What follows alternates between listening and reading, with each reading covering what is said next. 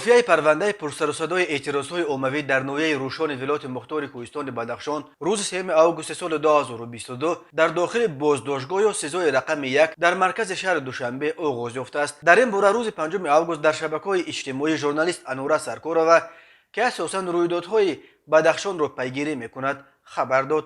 در سزای دوشنبه مرافعه سرمشاور فرمانده قشون‌های سرحدی تاجیکستان گنرال مایور خولباش خولباشف آغاز یافت. همراه او در این به نام پرونده روشن حدود 70 نفر می‌گذرند. به ضد خولباش خولباشف بر اساس 11 ماده کودکس جنایتی تاجیکستان عیب اعلان کردند، نوشته است انوره سرکارova.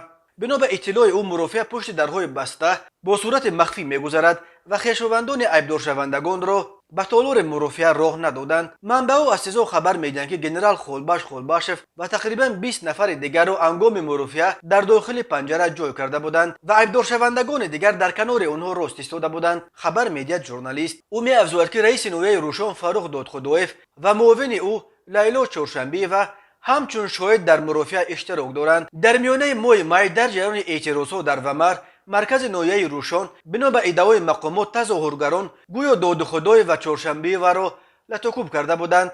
تظاهرگران این را رد میکنند. انوره سرکارova مینویسد خویشاوندان آنهایی که در رابطه با اعتراضها دستگیر شدند درباره جریان تفتیش پرونده های آنها یگان اطلاع گرفتن نمیتوانند و حتی درباره اعلان حکم آنها هنگام برایشان به بازداشتگاه یگان خوراک یا پوشاک آوردند از روی خطی که در نزد دروازه سزا آویختند خبر می‌یابند. در این روی خط نام و نسب ابشدگان همچنین با کدام ماده و به چند سال محکوم شدن آنها نوشته شده است. خبر داده است انوره سرکارova. از 14 تا 7 می سال 2022 در ومر اعتراضهای عمومی صورت گرفت. روز 7 می با مقصد ممانعت به انتقال نیروهای علاوگی به خوروغ تظاهرگران در روشن راه استراتژیک دوشنبه خوروغ قلمه را که محصولات ساخت خطایی اساساً توسط آن به تاجیکستان و برخی کشورهای همسایه انتقال داده میشوند بستند. مقامات به این واکنش خیلی شدید نشان داده اعتراضگران روشن را به مبلغ گذاری از خارج و از جانب سازمان‌های تروریستی و افراطی عیبدار کردند و صبح 18 می در روشن حملات حربی را سر کردند.